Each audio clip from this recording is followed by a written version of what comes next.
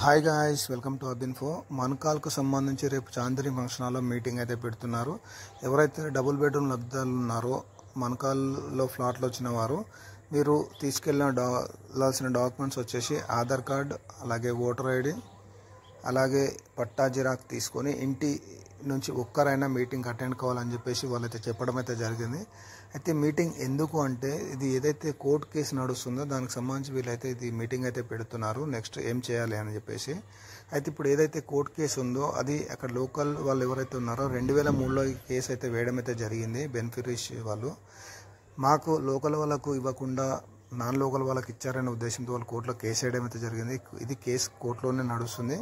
దానివల్ల ఇప్పటికైతే వాళ్ళకైతే ఇండ్లు అయితే అలాట్ చేయట్లేదు. దానికి సంబంధించి వీళ్ళైతే అధికారుల చుట్టూ తిరుగుతున్నా కూడా ఏ ఎక్కువ అధికారి కూడా స్పందించడం లేదు కోర్టు కేసు ఉందనే ఉద్దేశంతో.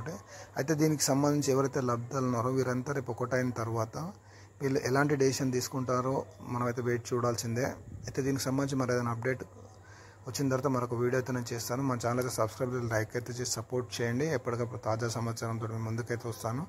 మీరైతే రేపు వెళ్ళడం అయితే మర్చిపోవద్దు. మీటింగ్కి అయితే అందరు అటెండ్ కండి మీకు అక్కడ ఫ్లాట్స్ వచ్చిన వాళ్ళు. ఎందుకంటే ఇది మళ్ళీ కోర్టు తీర్పు వచ్చిన తర్వాత మీకు పట్టాలు కూడా క్యాన్సిల్ అయ్యే ఛాన్సెస్ ఎక్కువగా ఉంటాయి. ఎందుకంటే లోకల్ వాళ్ళకి ఇవ్వాలని చెప్పేసి వాళ్ళు కోర్టులో కేసు వేశారు కాబట్టి, మీరు నాన్ లోకల్ కాబట్టి మీరు ఇప్పటి నుంచి గట్టి ప్రయత్నం చేస్తే ముందుగా మీకైతే ఛాన్స్ అయితే ఎక్కువగా ఉంటుంది. మీరు డిలే చేయడం వల్ల మీకైతే ఫ్లాట్లు అయితే కోల్పోవాల్సిన ఛాన్సెస్ కూడా ఎక్కువగా ఉంటాయి. కాబట్టి మీరైతే మీ ప్రయత్నం అయితే చేయండి. 100% లబ్ధిదారులకు అయితే మంచి జరగాలని చెప్పేసి కోరుతున్నాను. అయితే అలాగే మీకు ఏమైనా డౌట్స్ ఉన్నా కామెంట్ సెక్షన్లో కామెంట్ చేయండి. Thank you.